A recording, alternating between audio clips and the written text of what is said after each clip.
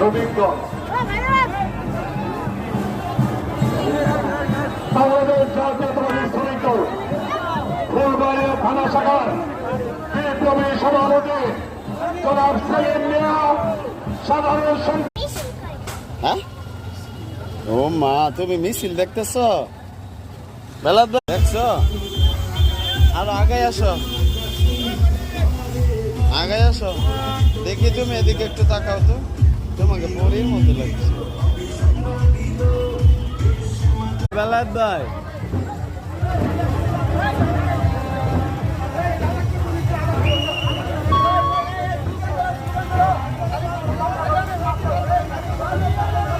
মিছিল এই করছে কোন কি ভাই